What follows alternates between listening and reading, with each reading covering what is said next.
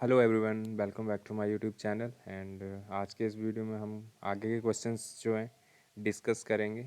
और आपको पता ही है कि रेगुलर मेरे चैनल पे जो है videos ITBP driver, BRO group driver और अन्य किसी भी ड्राइवर भर्ती के रिलेटेड जो है आपको एमसीक्यूज़ करवाता हूँ as a like mock test, जिसमें आप जो है स्टडी कहीं से भी कर सकते हो, लेकिन मैं आपको जो मॉक टेस्ट की तरह एक एमसीक्यूज़ लेके आता हूँ हर एक वीडियो में विद एक्सप्लेनेशन। ठीक है, तो चैनल पे जो नए हैं वो चैनल को सब्सक्राइब कर लो और वीडियो अच्छी लगे तो लाइक और कमेंट ज़रूर कर दिया करो। और लास्ट वीडियो में एक क्वेश्चन जो था मेरे से गलत हो गया था, ठीक है, वो इसमें वीडियो में मैंने कमेंट्स में एक भाई ने मेरे को उसको राइट करा था, उसको एक बार चेक कर लेना। इससे पिछला वीडियो एकदम से आप मेरे चैनल पे देख सकते हैं, इससे इससे पिछले वीडियो ये जो, ठीक है। तो उसमें क्या था कि जो हजार्डस जो होता है, जो ज्वलनशील और जो खतरनाक जो व्हीकल्स होते हैं, ठीक है, जैसे केमिकल्स वगैरह के जो ट्रक्स वगैरह होते हैं, ठीक है, उसको हजार्डस बोला जाता है, हजार्डस एंडोर्समेंट ऑफ लाइसेंस। ठीक है, तो वो कितने साल के लिए होता है, तो उसमें मैंने बताया था 1 साल का, ठीक है, वैलिडिटी उसकी 1 साल की होती है, लेकिन उसमें जो है मेरे से गलत हो गया था। तो उसमें जो राइट आंसर था कि हजार्डस एंडोर्समेंट लाइसेंस की जो वैलिडिटी होती है, हजार्डस जो लाइसेंस होता है उसकी जो वैलिडिटी होती है वो 3 साल की होती है। तो मैं उस भाई को थैंक यू बोलना चाहता हूँ, ठीक है। और दूसरी बात ये है कि क्वेश्चन गलत हो जाता है, एक आधा क्वेश्चन कहीं ना कहीं गलत हो जाता है। ऑटोमोबाइल एक बहुत बड़ा मतलब इसमें बहुत वाइड सिलेबस है, ठीक है। अगर आप एक साइट पे देखोगे तो आंसर कुछ और मिलेगा, दूसरी पे देखोगे कुछ और मिलेगा, तीसरी पे देखोगे कुछ और मिलेगा। तो बहुत अच्छी तरह से इसको सर्च वर्च करके हर एक क्वेश्चन को मैं सर्च करके आपके लिए लेके आता हूँ। बट फिर भी अगर कोई क्वेश्चन गलत हो जाता है मेरे से तो आप मेरे को कमेंट्स में ज़रूर राइट कर दिया करो, जिससे कि हमारे द्वारा दी गई जानकारी जो किसी को गलत ना प्रोवाइड हो, ठीक है। तो हम कोशिश करते हैं कि सारे क्वेश्चन के जो आंसर आपको एकदम एग्जैक्ट जा सकें। एग्जैक्ट मतलब आपको एग्जैक्ट आंसर आपको जो मिल सकें, ठीक है। तो वीडियो लास्ट तक देखना, क्वेश्चन बहुत इंपॉर्टेंट होते हैं, ठीक है, मैं बहुत इंपॉर्टेंट क्वेश्चन लेके आता हूँ, ठीक है। तो सबसे पहले मैं बात करता हूँ कि ये जो क्वेश्चन आपकी स्क्रीन पे दिख रहा है ये लास्ट वीडियो का क्वेश्चन था, ठीक है। आप देख सकते हो, वीडियो को चेक कर सकते हो, ठीक है। और यहाँ तक जो है हमने डन कर दिया था इन प्रीवियस वीडियो, आप चेकआउट कर सकते हो और लिंक मैं डिस्क्रिप्शन में डाल दूँगा। आज का पहला प्रश्न है आज की इस वीडियो का, ठीक है।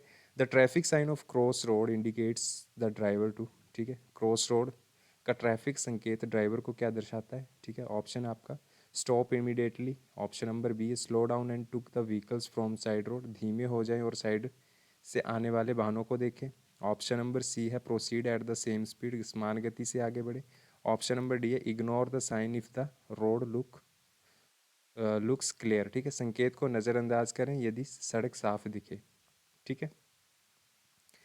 तो इसमें जो राइट आंसर क्या हो जाएगा, क्रॉस रोड का भी मैं आपको दिखाऊंगा, ठीक है, आगे एक्सप्लेनेशन में। सबसे पहले आप आंसर को गेस कर सकते हो, ठीक है, आंसर को गेस करके आपको जो है राइट आंसर करना है। मैं आपको राइट आंसर बता देता हूँ, ठीक है।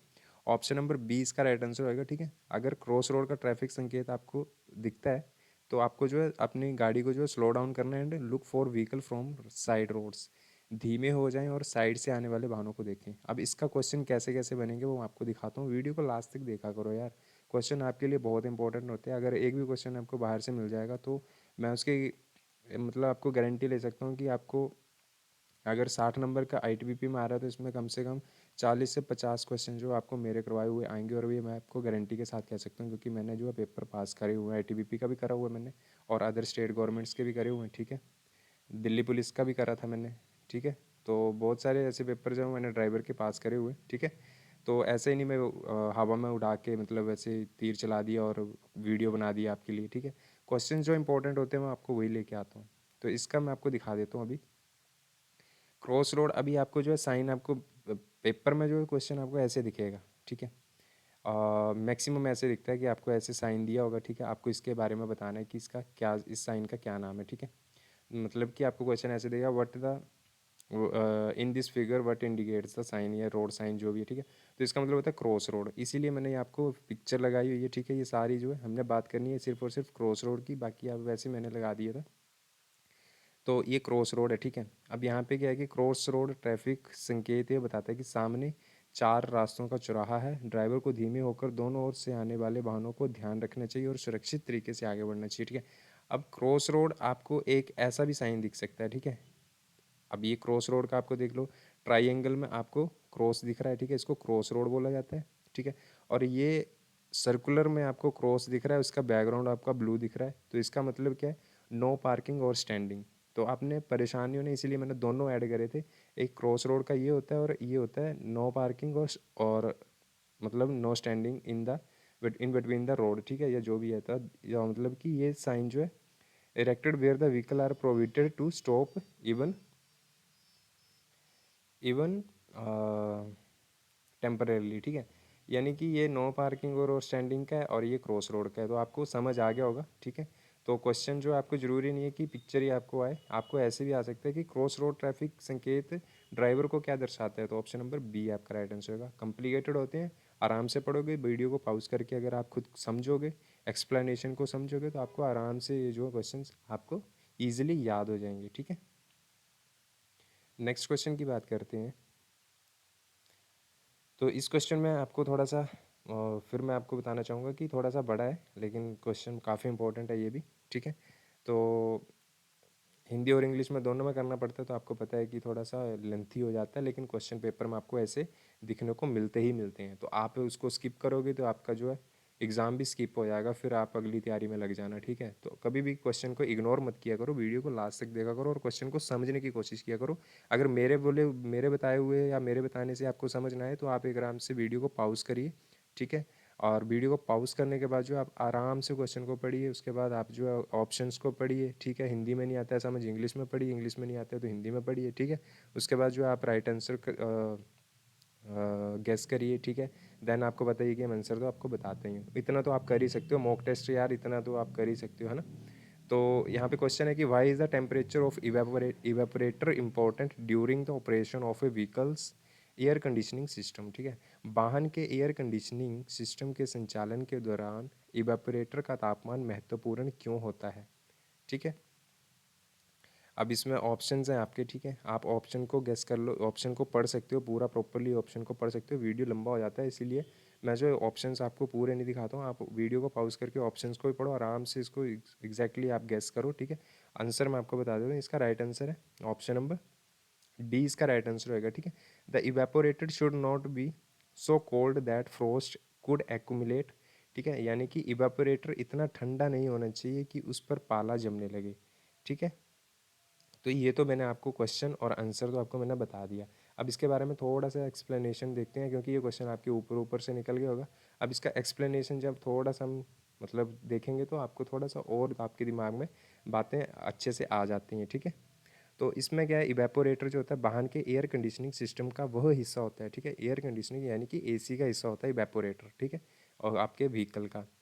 तो जो कैबिन की गर्मी को खींचकर, जो कैबिन के अंदर की गर्मी होती है, ठीक है, यानी कि गाड़ी के अंदर की जो गर्मी होती है उसको खींचकर ठंडी हवा बनाता है। यह रेफ्रिजरेंट को गैस में बदलकर ठंडक पैदा करता है। अगर इवेपोरेटर का तापमान बहुत ठंडा हो जाता है तो उस पर पाला जम सकता है, ठीक है। आपको पता है ज़्यादा ठंडा हो जाएगा तो उसमें पाला जम सकता है, तो जिससे एयर फ्लो रुक सकता है, ठीक है। एसी का जो एयर फ्लो आता है उसको वो रुक सकता है, और एसी सिस्टम की कार्य क्षमता कम हो सकती है। वाहन के कंफर्ट और सिस्टम की लंबी उम्र बनाए रखने के लिए इसका तापमान संतुलित संतुलित रखना बेहद ज़रूरी होता है। तो होप्स हो कि आपको आपको जो एक्सप्लेनेशन से थोड़ा सा क्वेश्चन और इजीली समझ आता होगा, आ जाता होगा कि क्वेश्चन कहना क्या चाहता है, ठीक है। तो इसमें क्या है कि इवेपोरेटर इतना ठंडा नहीं होना चाहिए कि उस पर पाला जमने लगे। ऑप्शन नंबर डी आपका राइट आंसर हो जाएगा, ठीक है। नेक्स्ट क्वेश्चन है, अब ये भी थोड़ा सा बड़ा क्वेश्चन, लेकिन इसको भी समझने की कोशिश करना, बहुत इंपॉर्टेंट क्वेश्चन है ये, बहुत ही इंपॉर्टेंट क्वेश्चन है। काफ़ी बार मेरे को देखा हुआ मैंने, ये क्वेश्चन आपके एग्जाम में पूछा गया हुआ, ठीक है। आपके क्या मैंने ही जो इतने एग्जाम दिए हुआ मैंने उनमें देखा हुआ है ये क्वेश्चन, ठीक है। तो यहाँ पे लिखा हुआ कि age limit in connection with driving of motor vehicle is defined age, ठीक है। मोटर वाहन को चलाने से संबंधित आयु सीमा इस प्रकार निर्धारित की गई है, ठीक है। ऑप्शन है आपका, ऑप्शन नंबर ए है, कोई भी व्यक्ति जो 18 वर्ष से कम आयु का है वह किसी भी सार्वजनिक स्थान पर मोटर वाहन नहीं चला सकता, ठीक है। तो कोई भी व्यक्ति जो 18 वर्ष से कम है वो किसी भी सार्वजनिक स्थान पर जो है वाहन, मोटर वाहन या गाड़ी नहीं चला सकता, ठीक है जी। ये राइट है, ठीक है। और ये तो आपको पता ही है कि 18 वर्ष से कम जो भी है वो आपके जो भी 18 वर्ष से कम होगा वो सार्वजनिक स्थान पे जो है गाड़ी नहीं चला सकता, जो 18 साल से नीचे, ठीक है। ऑप्शन नंबर बी है आपका, धारा 18 की शर्तों के अनुसार कोई भी व्यक्ति जो 20 वर्ष से कम आयु का है वो किसी सार्वजनिक स्थान पर वाहन नहीं चला सकता, यानी कि ट्रांसपोर्ट व्हीकल नहीं चला सकता। धारा 18 के तहत जो है कोई भी व्यक्ति जो 20 साल की उम्र से कम है वो ट्रांसपोर्ट व्हीकल नहीं चला सकता। ये भी राइट है, ठीक है, क्योंकि ट्रांसपोर्ट व्हीकल चलाने के लिए भी आपको 20 साल की उम्र चाहिए होती है। और अगर प्राइवेट व्हीकल के लिए आपको अगर चलाना है तो आपको 18 साल की उम्र जो है होनी आपकी ज़रूरी है। अगला है ऑप्शन नंबर सी, किसी भी व्यक्ति को उस वाहन वर्ग को चलाने के लिए लर्नर लाइसेंस या ड्राइविंग लाइसेंस नहीं जारी किया जाएगा जिस वर्ग के लिए, यानी कि जिस कैटेगरी के लिए उसने आवेदन किया, जब तक वह इस धारा के तहत उस वर्ग के वाहन को चलाने के लिए योग्य नहीं है। ठीक है, जब तक वाहन चलाने योग्य नहीं है तो उसको लाइसेंस कैसे प्रोवाइड कर दिया जाएगा। तो आपको बताइए कि इसमें राइट आंसर आपका हो जाएगा option number D, all of above. ये सारे के सारे जो हैं आपके राइट आंसर हैं। ठीक है, तो यहाँ पे क्या लिखा था question, age limit in connection with driving of motor vehicle is defined age, motor वाहनों को चलाने से संबंधित आयु सीमा इस प्रकार निर्धारित की गई है। तो ऑप्शन नंबर आपके सारे के सारे राइट आंसर हो जाएंगे। ठीक है, ऑल ऑफ द एबव। और यहाँ पे एक्सप्लेनेशन की वैसे कोई ज़रूरत नहीं थी, बट फिर भी मैंने ऐसे डाला हुआ है। तो यहाँ पे लिखा हुआ है जैसे कि 18 वर्ष से कम सार्वजनिक स्थान पर वाहन नहीं चला सकता कोई भी व्यक्ति जिसकी 18 साल से कम है। और परिवहन वाहन जैसे कि ट्रक हो गया, बस होगी, ठीक है, उसे जो है 20 वर्ष का होना चाहिए उस व्यक्ति को, अगर उसने जो परिवहन वाहन चलाना है, ट्रांसपोर्ट व्हीकल चलाना है। इसके अलावा किसी भी वर्ग का वाहन चलाने के लिए लर्नर या ड्राइविंग लाइसेंस केवल तभी दिया जाएगा जब व्यक्ति उस वाहन को चलाने के योग्य होगा। ठीक है, नेक्स्ट क्वेश्चन की बात करते हैं। The ignition quality of diesel fuel is determined by, the ignition quality of diesel fuel is determined by, diesel ईंधन की इग्निशन गुणवत्ता किससे निर्धारित होती है। तो इसका राइट आंसर क्या हो जाएगा। इसका राइट आंसर आपको मैं बता देता हूँ, सॉरी एक सेकेंड। डीजल इंजन की डीजल ईंधन की इग्निशन गुणवत्ता किससे निर्धारित की जाती है। तो इसका राइट आंसर रहेगा ऑप्शन नंबर, आपको एक्सप्लेनेशन में देखता हूँ इसको, एक्सप्लेनेशन पहले देख लेते हैं, उसके बाद मैं आपको राइट आंसर बताता हूँ। क्योंकि इसमें जो है मैंने पिछले वीडियो में मैं आपको करवाया था पेट्रोल का, ठीक है, और इसमें जो है आपको डीजल में जो है सीटेन नंबर, ठीक है। यहाँ पे जो है आपका डीजल ईंधन की इग्निशन गुणवत्ता किससे निर्धारित की जाती है, option number D, cetane number. और जो पेट्रोल इंजन होता है उसका जो उसको कैसे, उसकी इग्निशन गुणवत्ता कैसे निर्धारित की जाती है, option number B, octane number. तो पेट्रोल का ऑक्टेन नंबर होगा और डीजल का सीटेन नंबर होगा। ठीक है, तो यहाँ पे क्या एक्सप्लेनेशन मैं आपको दिखाता हूँ। डीजल और पेट्रोल दोनों की इग्निशन गुणवत्ता अलग अलग तरीके से मापी जाती है। डीजल में सीटेन नंबर का उच्च होना इंजन की दक्षता और प्रदर्शन के लिए महत्वपूर्ण है। ठीक है, डीजल में सीटेन नंबर का उच्च होना इंजन की दक्षता और प्रदर्शन के लिए महत्वपूर्ण है, यानी कि ज़रूरी है। जबकि पेट्रोल में ऑक्टेन नंबर की उच्चता ज़रूरी होती है। ठीक है, ताकि इंजन में प्री इग्निशन की समस्या ना हो। तो दोनों का मैंने बता दिया, डीजल का सीटेन हो गया और पेट्रोल का ऑक्टेन नंबर हो गया। ठीक है, नेक्स्ट क्वेश्चन की बात करते हैं। What is the term used for person to home goods are sent and to home they are intend to be deliver. ठीक है, अब हिंदी में क्या है, उस व्यक्ति के लिए क्या शब्द प्रयोग किया जाता है जिसे माल भेजा जाता है और जिसे वह माल डिलीवर किया जाना है। तो ऑप्शन आपका ऑप्शन नंबर है कंजाइनर, ऑप्शन यानी कि भेजने वाला, ऑप्शन नंबर बी है कंजाइनी माल प्राप्त करता, option number C operator, option number D none of these या नन ऑफ द एबव। ठीक है, तो यहाँ पे उस व्यक्ति के लिए क्या शब्द प्रयोग किया जाएगा, जिसे माल भेजा जाएगा। ठीक है, यानी कि जिसे वो माल डिलीवर किया जाना है। तो हिंदी में तो आपको ऑप्शन दिया होगा, लेकिन एग्जामिनर इतना चालू होता है कि वो आपको हिंदी में ऑप्शन ही नहीं देता है। चाहे आपको हिंदी में आप देख लो चाहे इंग्लिश में देख लो, आपको देगा ही वो इंग्लिश में। इंग्लिश में आपको पता है कि कई लोगों को पता ही नहीं होता है। हिंदी में तो आपको ईजिली समझ आ रहा है कि माल प्राप्त करता होगा। ठीक है, इसीलिए मैंने ये क्वेश्चन डाला था। ऑप्शन नंबर 20 का राइट आंसर होगा कंजाइनी। ठीक है, लेकिन कई बार क्वेश्चन में आपको जो एग्जामिनर हिंदी में जो आप बेशक आपको पता है क्वेश्चन पेपर में आपको हिंदी और इंग्लिश दोनों में आता है, लेकिन कई बार हिंदी में भी आपको जो ऑप्शंस होते हैं आपके, ठीक है, A B C D option जो होते हैं वो भी इंग्लिश में ही आपको देखने को मिलते हैं। तो इसमें जो है कंजाइनी होता है। ठीक है, कंजाइनी जो आपका option number B right answer होगा, और हिंदी में जो आपका माल प्राप्त करता हो जाएगा। क्योंकि एग्जामिनर भी गेम डालता है ना भाई, थोड़ी सी गेम डालेगा कि उसको अगर हिंदी में बताएगा तो आपको पता ही सामने दिख रहा है कि माल प्राप्त करता होगा, जिसको माल भेजा जाएगा उसको वो तो माल प्राप्त करता ही होगा ना। तो ऑप्शन जो है आपका ऑप्शन नंबर बी जो है कंजाइनी, अगर हिंदी में नहीं मिलेगा वहाँ पे तो आपको इंग्लिश में जो है कंजाइनी आपको राइट आंसर करना है, ठीक है।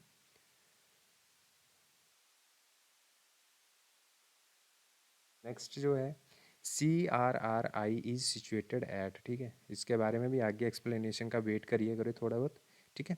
तो जो CRRI कहाँ स्थित है, ऑप्शन नंबर ए है आपका पुणे, ऑप्शन नंबर बी है मुंबई, ऑप्शन नंबर सी है अहमदानगर, ऑप्शन नंबर डी है दिल्ली। तो CRRI क्या कहाँ है ये आपका, ऑप्शन नंबर डी आपका राइट आंसर होगा, दिल्ली में, ठीक है। अब इसका फुल फॉर्म आपको बताता हूँ। CRRI का पूरा नाम क्या है, सेंट्रल रोड रिसर्च इंस्टीट्यूट। अब भाई ऐसी अगर CRRI का पूरा नाम आपसे पूछ लेगा तो आपको, जब आपने पढ़ा ही नहीं होगा तो आपको क्या पता चलेगा, ठीक है। तो इसका क्या है, सेंट्रल रोड रिसर्च इंस्टीट्यूट, ठीक है। ये आपकी फुल फॉर्म होगी आपकी, जो एक सड़क और परिवहन अनुसंधान के लिए भारत में एक प्रमुख संस्थान है। यह दिल्ली में स्थित है। अब दो क्वेश्चन यहाँ पे बन गए, ठीक है, कि CRRI का पूरा नाम क्या है, ये एक क्वेश्चन बन गया। CRRI या फिर सेंट्रल रोड रिसर्च इंस्टीट्यूट कहाँ पे है, तो ये है दिल्ली में, ठीक है। और ये काम क्या करता है, तो ये काम करता है, आपको पता है कि यहाँ पे लिखा होगा कि सड़क और परिवहन अनुसंधान के लिए एक भारत में प्रमुख संस्थान है, ठीक है। अगला क्वेश्चन है, tappet clearance of 4 stroke engine is usually kept at dash for inlet. 4 stroke engine के इनलेट के लिए टैपेट क्लियरेंस सामान्यतः कितनी रखी जाती है, ठीक है। 4 स्ट्रोक इंजन जो होते हैं उनके इनलेट के लिए टैपेट क्लियरेंस सामान्यतः कितनी रखी जाती है। तो ऑप्शन आपका 3 इंच, 4 इंच, 5 इंच, 6 इंच, यानी कि 0.003 है। वैसे मैं आपको नॉर्मली बता रहा हूँ, आपको नॉर्मली याद रखना है, ठीक है। ऑप्शन आपको ऐसे देखने को मिलेंगे वहाँ पे, तो 3, 4, 5, 6 इंच है ना। तो ऑप्शन आपका जो है राइट आंसर होगा ऑप्शन नंबर, आप गैस करिए, उसके बाद आपको मैं आपको बताता हूँ। ऑप्शन नंबर बी आपका राइट आंसर होगा, 0.004 इंच जो आपकी 4 स्ट्रोक इंजन के इनलेट के टैपेट की क्लियरेंस जो है सामान्यतः 4 इंच होनी चाहिए, ठीक है। अब इसके बारे में थोड़ा सा देखते हैं। टैपेट क्लियरेंस वो गैप है जो इंजन वॉल्व और इसके ऑपरेटिंग मैकेनिज्म जैसे कि रोकर आर्म के बीच रखा जाता है। 4 स्ट्रोक इंजन में इनलेट वॉल्व के लिए आमतौर पर यह क्लियरेंस 0.004 इंच होती है। यह सुनिश्चित करता है कि तापमान बढ़ने के लिए वॉल्व सही तरीके से काम करें और किसी भी क्षति से बचा जा सके। तो सिंपल सी बात है कि आपको क्वेश्चन आएगा कि 4 स्ट्रोक इंजन के इनलेट के लिए टैपेट क्लियरेंस सामान्यतः कितनी रखी जानी चाहिए, तो 4 इंच नॉर्मल सा, मतलब आपको 0.00 याद रखने की ज़रूरत नहीं। तो ये है कि आपको 0.004 इंच जो है आपका राइट आंसर होगा, ऑप्शन नंबर बी आपको याद रखना है। चलिए अगले क्वेश्चन की बात करते हैं। Penalty for not giving way to emergency vehicles, how much is the fees. आपातकालीन वाहन जो आपको पता है, फायर ब्रिगेड हो गए, एम्बुलेंस हो गए, ठीक है, इनको जो है इनको जो है आपातकालीन यानी कि इमरजेंसी व्हीकल्स बोला जाता है, ठीक है। इनको रास्ता ना देने पर जुर्माना कितना हो सकता है, तो इसका राइट आंसर जो है ऑप्शन नंबर, देखो ये भी अलग अलग, अब जुर्माने जो हैं आपके 2019 के मोटर व्हीकल के एक्ट अलग हो सकते हैं, 2022 के दौरान अलग हो सकते हैं, 2024 के अलग हो सकते हैं, 1989 का जो आपका मोटर व्हीकल एक्ट है उसके अलग हो सकते हैं। तो इनके जो जुर्माने वगैरह है ना, वो भाई लेटेस्ट इसमें जो है बहुत कन्फ्यूज़न रहती है, हर एक साइड पे आपको अलग अलग देखने को मिलेगा। लेकिन मैंने भी फिर भी मैंने बहुत सर्च करा, लेटेस्ट इसमें जो ऑप्शन नंबर डी मेरे को राइट आंसर मिला, 10,000 का जुर्माना है जो आपातकालीन वाहनों को रास्ता ना देने पर 10,000 का जुर्माना हो सकता है, ठीक है। एक्सप्लेनेशन देखते हैं अभी, आपको इसमें भी थोड़ा सा क्लियर करने की कोशिश करूँगा। अब जैसे मोटर वाहन अधिनियम 2019 के अनुसार जो है आपातकालीन वाहनों जैसे एम्बुलेंस, फायर ट्रक आदि को रास्ता न देने पर 10,000 रुपये का जुर्माने का प्रावधान है, ठीक है। उदाहरण के लिए गुरुग्राम की बात कर रहा हूँ यहाँ पे, इस नियम का सख्ती से पालन किया जा रहा है जहाँ ऐसे उल्लंघन पर 10,000 का चालान जारी किया गया। अब यहाँ पे 2019 के अनुसार जो 10,000 का जुर्माना है, अब क्या पता 1989 के मोटर व्हीकल एक्ट के थ्रू पूछ ले तो उसमें कुछ और हो सकता है, उस टाइम पे क्या हो सकता है वो अलग बात है ना। तो खैर फिर भी अगर इसके बारे में अगर कुछ डिस्कशन करना हो तो आप कमेंट्स में ज़रूर करना, ठीक है। तो इसमें क्या है कि 10,000 का चालान है, ठीक है। इसका उद्देश्य ये होता है कि आपको पता ही है कि आपातकालीन सेवाएं बिना किसी बाधा के समय पर अपने गंतव्य तक पहुंच सकें। तो इसका राइट आंसर हो जाएगा ऑप्शन नंबर डी आपका राइट आंसर रहेगा। अगर आपातकालीन वाहनों को अगर आप रास्ता नहीं देते हो, अगर उसके रास्ते में अगर आप बाधा डालते हो तो आपको 10,000 रुपये का जुर्माना हो सकता है। नेक्स्ट क्वेश्चन है ग्रॉस व्हीकल वेट। ये आपने बहुत बार पढ़ा होगा और बहुत ही बार पढ़ा होगा, ठीक है। तो उसमें क्या था कि एक क्वेश्चन था उसमें कि GVW का पूरा नाम बताएं, तो उसका राइट आंसर था, पेपर आया था एग्ज़ाम में, ड्राइवर का एग्ज़ाम था उसमें मैंने देखा था, ठीक है। ग्रॉस व्हीकल वेट जो होता है इसको GVW भी आ जाता है कि GVW का पूरा नाम बताएं, तो उसका राइट आंसर होता है ग्रॉस व्हीकल वेट, ठीक है। अब यहाँ पे इन्होंने डायरेक्ट पूछा हुआ कि ग्रॉस व्हीकल वेट मीन्स, ठीक है। तो सकल वाहन वजन का मतलब क्या होता है, तो ऑप्शन आप देख सकते हैं यहाँ पे, राइट आंसर मैं आपको बताता हूँ। तो इसका राइट आंसर हो जाएगा ऑप्शन हो गया, आपने गेस कर लिया होगा, इसका राइट आंसर हो जाएगा option number B right answer होगा total weight of the vehicle and load, ठीक है। उसको ग्रोस व्हीकल वेट कहा जाता है, वाहन और लोड का कुल वजन, ठीक है।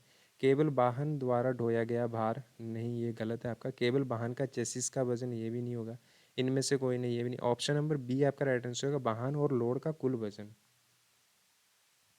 ठीक है। अब देखते हैं यहाँ पे GVW का मतलब है वाहन का कुल वजन, जिसमें वाहन का वजन उसका चेसिस, इंजन और अन्य घटक और वह जो भार वह व्हीकल जो ढो रहा है जैसे यात्री, सामान इत्यादि शामिल होता है। यह सड़कों और पुलों के लिए वजन सीमा निर्धारित करने में महत्वपूर्ण होता है, इसीलिए ग्रॉस व्हीकल वेट का जो है इम्पोर्टेंस दी जाती है, ताकि जो आपके पुल होते हैं, कई आपने देखा होगा कि कई पुलों पे जो है मैक्सिमम भार लिखा होता है कि इस इतने टन से ऊपर आप इतने इतने टन जो आपका ये पुल पास है, इससे ऊपर की गाड़ी का आना वर्जित है या प्रोहिबिटेड है, आपने देखा होगा। तो ये सारे कारण होते हैं, तो ये है आपको, मैंने आपको बताया कि ठीक है, जो वाहन, option number B right answer है total weight of the vehicle and load, वाहन और लोड का कुल वजन, ठीक है, राइट आंसर हो जाएगा। Next question, consignment note gives the detail regarding, consignment note में निम्नलिखित का विवरण होता है। आपको कंसाइनी माल भेजने वाले को माल जो माल भेज रहा है और जिसे रिसीव होना है उसको कंसाइनी बोला जाता है, लास्ट क्वेश्चन मैंने आपको बताया, ठीक है। अब यहाँ पे क्या है कि कंसाइनमेंट नोट में निम्नलिखित का विवरण होता है। Option number A goods to be transport, option number B number of trips made, option number C purchase of vehicles, option number D tax paid. तो मैंने आपको लास्ट अभी 2 क्वेश्चन पहले आपको ये क्वेश्चन करवाया, उससे आप रिलेट कर सकते हो कि इसका राइट आंसर क्या हो सकता है। तो ऑप्शन नंबर आपका ए राइट आंसर होगा गुड्स टू बी ट्रांसपोर्टेड, ठीक है, परिवहन किए गए या माल भेजे गया, जो भी माल भेजा जाता है उसको जो ऑप्शन नंबर ए राइट आंसर होगा गुड्स टू बी ट्रांसपोर्टेड, ठीक है, परिवहन किए जाने वाला सामान। कंसाइनमेंट नोट जो है, कंसाइनमेंट नोट को क्या कहा जाता है, इसका विवरण मतलब यानी कि इसकी डिटेल क्या होती है, रिगार्डिंग होती है इसके गुड्स टू बी ट्रांसपोर्टेड, इसके बारे में। कंसाइनमेंट नोट एक ऐसा दस्तावेज है जो परिवहन के दौरान सामान के विवरण को दर्शाता है। इसमें सामान का विवरण, मात्रा, गंतव्य जैसी जानकारी होती है। यह दस्तावेज यात्रा के दौरान माल को ट्रैक करने और सत्यापित करने के लिए महत्वपूर्ण होता है, ठीक है। नेक्स्ट क्वेश्चन है, अगर आपकी कार किसी दुर्घटना में शामिल हो और व्यक्ति घायल हो जाए तो आपको क्या करना चाहिए। If your car is involve in an accident and injured the person then you should, ये क्वेश्चन तो आपने काफ़ी बार पढ़ा होगा और आपने काफ़ी बार ये क्वेश्चन जो है एग्ज़ाम में भी देखा होगा, ठीक है। तो इसमें जो है राइट आंसर हो जाएगा आपका, आप ऑप्शन को पढ़ सकते हो आराम से और इसका मैं राइट आंसर बताता हूँ आपको। तो यहाँ पे क्या है कि ऑप्शन आपका, आप पॉज करके वीडियो को इजीली इसको पढ़ सकते हो, उसके बाद मैं आपको राइट आंसर बताता हूँ। इसका राइट आंसर रहेगा option number D right answer होगा व्यक्ति को अस्पताल ले जाना सबसे पहले ज़रूरी होता है, फिर जो है नज़दीकी पुलिस स्टेशन में रिपोर्ट करनी होती है 24 आवर्स के अंदर, ठीक है। तो इसका राइट आंसर होगा ऑप्शन नंबर डी आपका राइट आंसर हो जाएगा, ठीक है। व्यक्ति को अस्पताल ले जाना है, अगर आपका वाहन जो है दुर्घटना में शामिल हो जाता है तो व्यक्ति को सबसे पहले, अगर कोई व्यक्ति आपके वाहन से, ये कोई भी व्यक्ति घायल हो जाता है एक्सीडेंट में, अगर कुछ ऐसी बात हो जाती है तो आपको सबसे पहले व्यक्ति को अस्पताल ले जाना है, ठीक है, फिर नज़दीकी पुलिस स्टेशन में रिपोर्ट करें, ठीक है। या फिर यहाँ पे ऑप्शन ये भी था कि नज़दीकी पुलिस स्टेशन में रिपोर्ट करें और व्यक्ति को अस्पताल ले जाएं, नहीं, जो प्रायोरिटी में आता है ऑप्शन आपका option number D right answer हो जाएगा, ठीक है। और ऑप्शन नंबर सी ये भी है कि व्यक्ति को अस्पताल ले जाने की ज़रूरत ही नहीं है, कि सिर्फ पुलिस स्टेशन में रिपोर्ट करें, ठीक है। ऑप्शन नंबर बी था आपका कि पुलिस स्टेशन में रिपोर्ट करने की आवश्यकता नहीं है लेकिन व्यक्ति को अस्पताल में भर्ती कराने की व्यवस्था करें। तो ऐसा नहीं है, ऑप्शन नंबर डी आपका राइट आंसर होगा। व्यक्ति को पहले अस्पताल ले जाएं और फिर नज़दीकी पुलिस स्टेशन में 24 घंटे के अंदर अंदर जो है आपको रिपोर्ट करवानी होती है। ठीक है, तो मैंने आपको बता दिया, इसमें एक्सप्लेनेशन पढ़ने की कोई ज़रूरत नहीं। तो आप जो है इसको वैसे अगर पढ़ना हो तो आप देख सकते हो। ये क्वेश्चन भी बहुत मतलब इंपॉर्टेंट ही समझो इसको, थोड़ा सा कॉम्प्लिकेटेड है, ये छोटा सा देखने को लग रहा है लेकिन थोड़ा सा कॉम्प्लिकेटेड है। The vehicle ride will be comfortable if, वाहन की सवारी आरामदायक होगी यदि, ऑप्शन जो है इसके बहुत कॉम्प्लिकेटेड से हैं लेकिन क्वेश्चन बहुत अच्छा है ये भी। तो यहाँ पे क्या ऑप्शन नंबर ए है, अनस्प्रिंग मास इज केप्ट मिनिमम। ठीक है, अब देख लो यहाँ पे अनस्प्रिंग लिखा हुआ था, अनस्प्रिंग मास को न्यूनतम रखा जाए। ठीक है, ऑप्शन नंबर बी है sprung mass in kept minimum. Option number C vehicle mass is kept minimum. Option number D all of these. तो the vehicle ride will be comfortable if, option number A is the right answer, unsprung mass is kept minimum. ठीक है, अभी होता क्या है, थोड़ा सा diagram की, थोड़ा सा मैं आपको डायग्राम भी दिखा देता हूँ। ठीक है, अब यहाँ पे देखना, ये अनस्प्रंग मास हो गया आपका। ठीक है, ये आपका सस्पेंशन स्प्रिंग हो गया, ये डैम्पर हो गया। डैम्पर के बारे में मैंने आपको एक वीडियो में बताया हुआ है, ठीक है, डिटेल के साथ।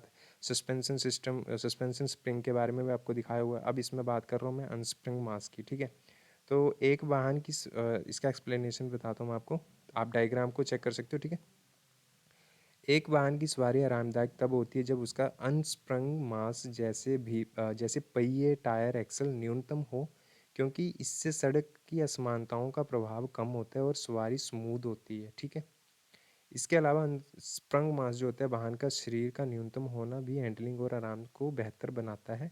तो स्प्रंग मास और अनस्प्रंग मास दोनों एक टाइप के राइट आंसर है, लेकिन प्रायोरिटी के हिसाब से सबसे पहले राइट आंसर होगा ऑप्शन नंबर ए। ठीक है, एक्सप्लेनेशन में इसमें बोला गया है कि इसके अलावा स्प्रंग मास भी जो है वाहन का शरीर का न्यूनतम होना भी हैंडलिंग को आराम और आराम स्प्रंग मास, वाहन का शरीर जिसको बोला जाता है, का न्यूनतम होना भी हैंडलिंग और आराम को बेहतर बनाता है। लेकिन प्रायोरिटी में आंसर आपका जो है राइट आंसर ए हो जाएगा, अनस्प्रंग मास। यहाँ पे लिखा है कि सभी मासों का संतुलन वाहन की सवारी पर प्रभाव डालता है, लेकिन सबसे महत्वपूर्ण होता है जो है अनस्प्रंग मास को न्यूनतम रखना है। ठीक है, अगर आपको इन ऑप्शंस में जो है अनस्प्रंग नहीं दिखेगा, ठीक है, और इसके अलावा कोई और ऑप्शन होगा और इसमें आपको ऑप्शन नंबर स्प्रंग मास दिख रहा होगा ऑप्शन नंबर बी, तो आपको प्रायोरिटी के हिसाब से ऑप्शन नंबर बी लगा देना है। लेकिन unsprung is the first priority, option number A is the right answer. आपको इतना ही याद रखना है। ठीक है, और ये तो आपको अगर मैंने बता दी तो आप भूलोगे भी नहीं, क्वेश्चन ऐसा है कि आपको भूलेगा भी नहीं है, आप देखते ही इसको राइट आंसर कर सकते हो। नेक्स्ट क्वेश्चन है, the first automobile industry setup in India during 1949 is, Bharat में 1949 में स्थापित की गई पहली उद्योग, ऑटोमोबाइल उद्योग है तो कौन सा है? आप यहाँ पे देख सकते हो, Premier Automobile Limited, automobile product of India, option number C Mahindra and Mahindra limited, option number D Bajaj Tempo limited. तो first automobile industry setup in India during 1949, ठीक है, तो ये है इसका ऑप्शन के हिसाब से right answer, option number A premier automobile India. ठीक है, हिंदुस्तान मोटर भी थी 1949 में। ठीक है, उन्होंने बनाई थी एम्बेसडर गाड़ियाँ वगैरह जो भी बनाई थी वो हिंदुस्तान मोटर्स ने बनाई थी। तो मैं आपको ये बताना चाहता हूँ कि अगर अगर क्वेश्चन आपको दिखता है first automobile industry setup in India, तो यानी कि भारत में 1949 को छोड़ दो। ठीक है, भारत में स्थापित पहली ऑटोमोबाइल उद्योग जो है कौन सी थी? ऑप्शन में अगर आपको प्रीमियर ऑटोमोबाइल की जगह आपको हिंदुस्तान मोटर दिखता है तो आपको हिंदुस्तान मोटर पे क्लिक करना है। ठीक है, अगर आपको हिंदुस्तान, दोनों में से एक ही आपको दिखेगा। ठीक है, क्योंकि इनका भी बहुत कॉम्प्लिकेटेड सीन था।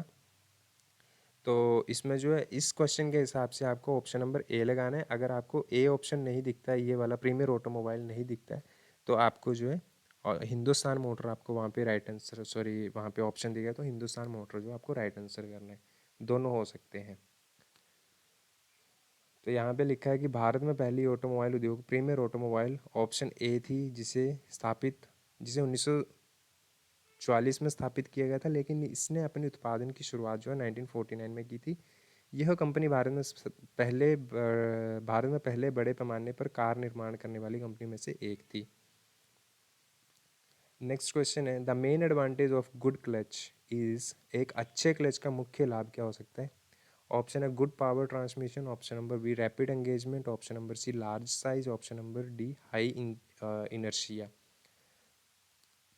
तब तो यहाँ पे क्या है कि the main advantage of good clutch is option number आपका जो राइट आंसर होएगा गुड पावर ट्रांसमिशन। ठीक है, अच्छा पावर ट्रांसमिशन जो है एक एडवांटेज होती है गुड क्लच की, यानी कि अच्छे क्लच का मुख्य लाभ क्या होता है, a good power transmission. Explanation check करते हैं। एक अच्छे क्लच का मुख्य लाभ जो है अच्छा पावर ट्रांसमिशन, ऑप्शन ए आपको पता है कि राइट आंसर मैंने बताया, ठीक है, होता है। क्लच का मुख्य कार्य इंजन और ट्रांसमिशन के बीच शक्ति पावर को जोड़ना होता है। अब यहाँ पे क्लच का मुख्य कार्य क्या होता है, इंजन और ट्रांसमिशन के बीच शक्ति पावर को जोड़ना और काटना होता है। ठीक है, जब क्लच सही तरीके से काम करता है तो यह पावर को कुशलता से ट्रांसमिट करता है, जिससे वाहन का प्रदर्शन बेहतर होता है। नेक्स्ट क्वेश्चन है, लास्ट क्वेश्चन है इस वीडियो का। The validity of insurance, question को समझने की कोशिश करना, क्वेश्चन बहुत कॉम्प्लिकेटेड है ये भी। ईजिली अगर समझोगे, आराम से अगर पढ़ो देखोगे तो आपको समझ आएगा। The validity of insurance, registration and age of vehicle are respectively age, ठीक है, बीमा पंजीकरण हो गया, ठीक है, और वाहन की आयु की वैधता क्रमशः कितनी होती है। तो आपकी ये 3 साल और लाइफ टाइम, ठीक है, 3 साल आपकी इंश्योरेंस होगी और लाइफ टाइम आपकी जो है वाहन की आयु होगी। ठीक है, तो गलत है ये, ठीक है, ऐसा नहीं है। ऑप्शन नंबर बी है कि इंश्योरेंस आपकी 1 साल की और 15 साल आपकी व्हीकल की वैलिडिटी, ठीक है, या फिर एज, व्हीकल एज, ठीक है। ऑप्शन नंबर सी है 5 साल आपकी इंश्योरेंस और 10 साल आपकी व्हीकल की एज, तो ये भी गलत है। आपको पता है इंश्योरेंस 1 साल की होती है, तो 1 साल का इंश्योरेंस हो गया, 15 साल की आपकी रजिस्ट्रेशन होगी आपकी गाड़ियों की, जो कि व्हीकल की एज होती है। ठीक है, तो ऑप्शन नंबर डी भी देख लेते हैं, life time any time 20 years जीवन, ये तो वैसे ही गलत है। ठीक है, तो option number B right answer होगा। इंश्योरेंस आपकी आपको पता है 1 साल की होती है, ठीक है, और 15 साल आपकी जो है रजिस्ट्रेशन होता है गाड़ियों का, जो कि वाहन की आयु, ठीक है, वाहन की आयु जो मतलब यानी कि वाहन की जो एज ऑफ व्हीकल जो है आपकी 15 साल होती है। आपको पता है 15 साल के लिए रजिस्टर्ड किया जाता है व्हीकल, तो ऑप्शन नंबर बी आपका राइट आंसर हो जाएगा। अब इसका एक्सप्लेनेशन अगर थोड़ा सा चेक कर लेते हैं, तो भारत में वाहन बीमा की वैधता आमतौर पर 1 साल होती है। हालांकि जो नई गाड़ियाँ आती हैं उसमें 3 साल की दी जाती है। उसमें फर्स्ट ईयर की जो होती है वो कम्प्रिहेंसिव होती है, और जो अगले 2 साल होते हैं वो थर्ड पार्टी होती है। ठीक है, लेकिन आमतौर पर उसके बाद की जो है बात कर रहे हैं यहाँ पे, तो यहाँ पे जो आमतौर पर 1 साल की होती है, इसे हर साल नवीनीकरण यानी कि रिन्यू किए करवाने की आवश्यकता होती है। वाहन की आयु 15 साल तक होती है। इसके बाद वाहन को फिटनेस प्रमाण पत्र के लिए फिर से जांचा जाता है और इसके बाद इसे रजिस्टर किया जा सकता है। आगे 5 साल एक्सटेंड किए जा सकते हैं, ठीक है, वो भी फिटनेस देख के गाड़ी की।